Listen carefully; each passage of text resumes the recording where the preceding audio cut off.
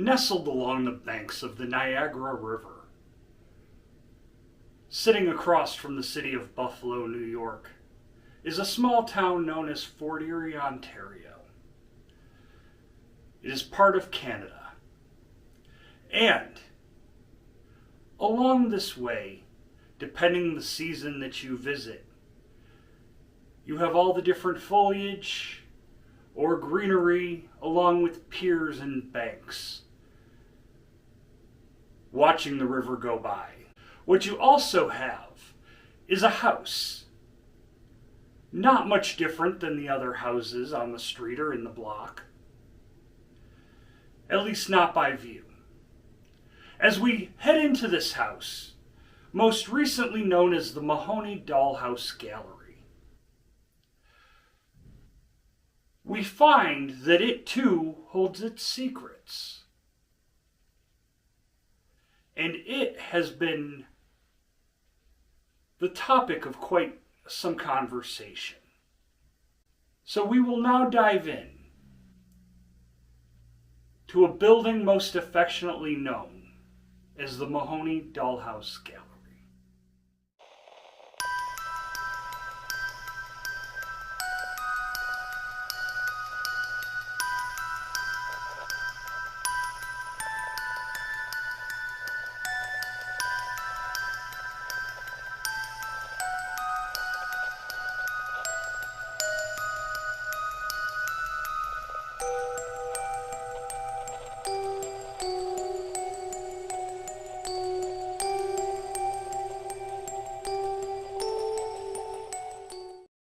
In 1833, War of 1812 veteran William Forsyth began construction of Bertie Hall, with its build being finished in 1835.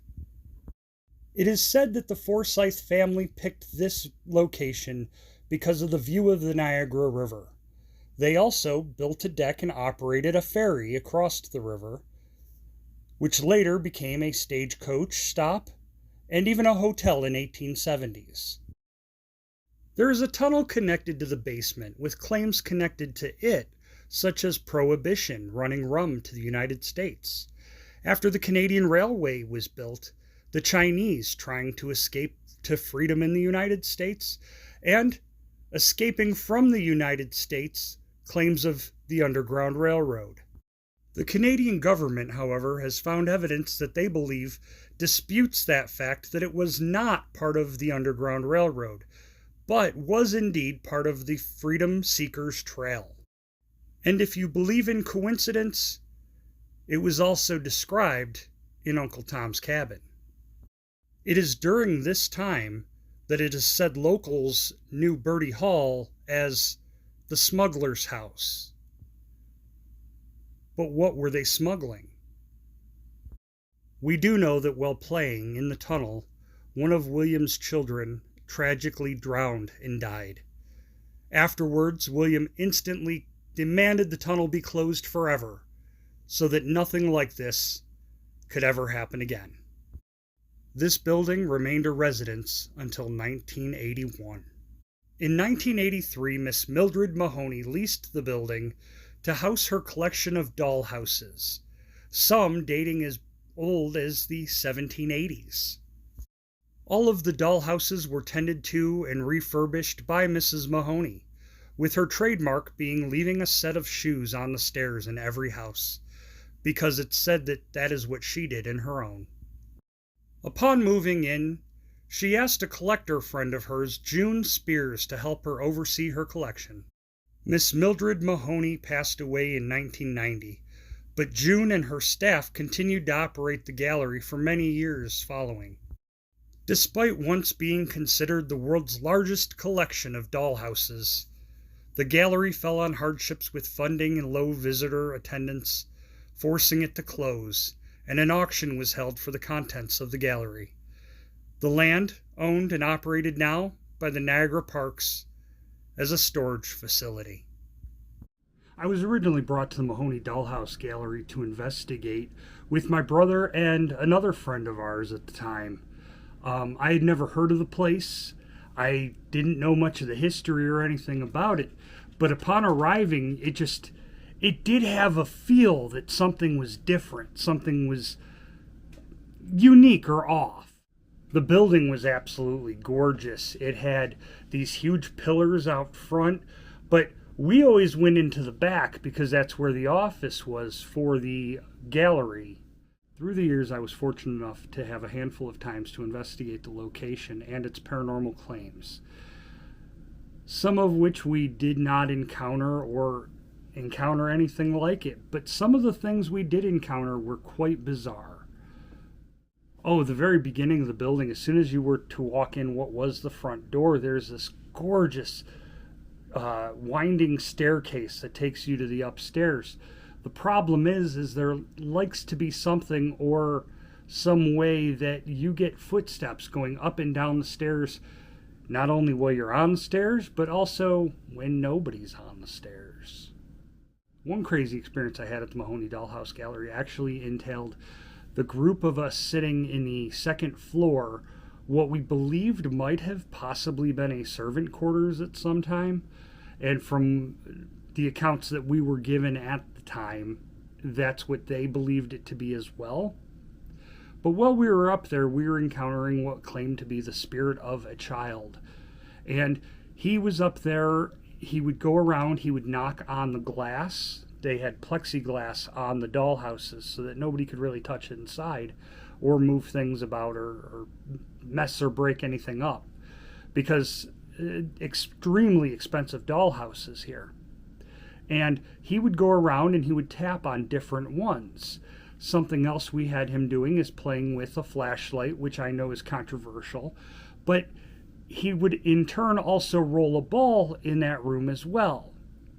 Now, all of these things could be chalked up to a lot, but when you have all of them happening simultaneously and they're happening in direct contact to the questions you're asking, it leads us to believe that there was something there and it was intelligent because it was responding.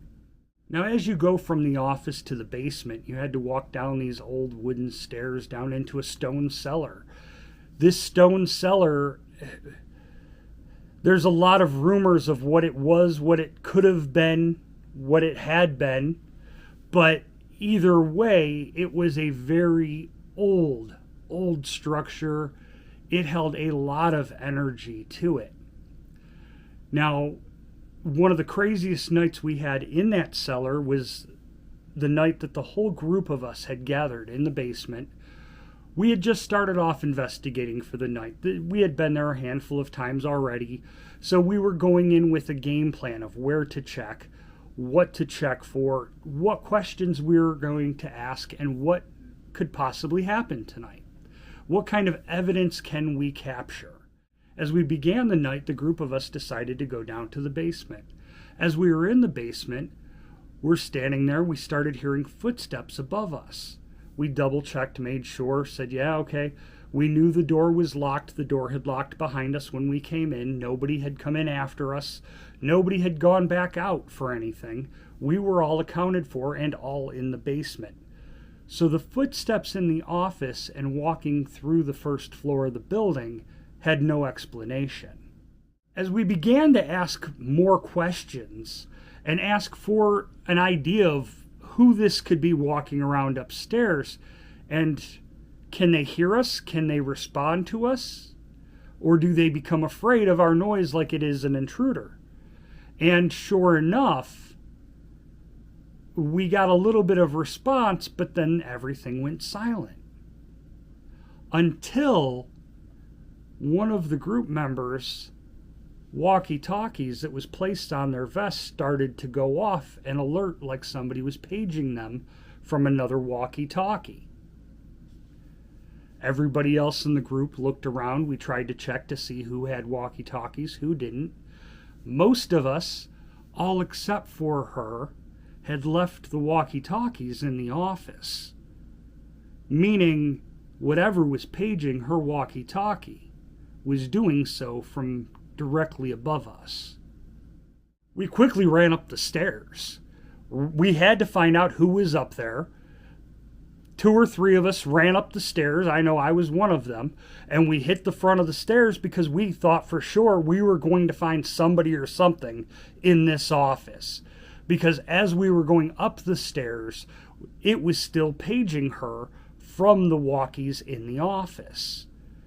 But we bust through the door, looked, no one's there. One of us grabbed a walkie-talkie and messaged down, radioed down to her and asked, can you, check, can you hear this? Is this the same sound you're hearing now as you were when we were all down there? What could this have possibly been? And well, the one was checking and talking with her. The rest of us that had come upstairs decided we were going to definitely check the place. We were going to investigate everywhere to make sure there were no human beings that could have possibly done this hiding somewhere in the building. After we had done a thorough search, we found there was nobody that was living and breathing, at least, that could have or did do this to us. To kind of, I don't know if they were startling us or just letting us know that they were there, but either way, it was definitely extraordinary to have that happen and completely unexplained. That building has seen many of people for many of reasons. Some happy and some very sad and tragic. But next week, we'll dive into a different topic, so to speak. Now, many would consider those who traveled the tunnels at the Mahoney Dollhouse Gallery to be criminal, but not as criminal as those who once did and possibly still do reside at Ohio State Reformatory, also known as the Mansfield Prison. Next week, with more extraordinary tales of the unexplained.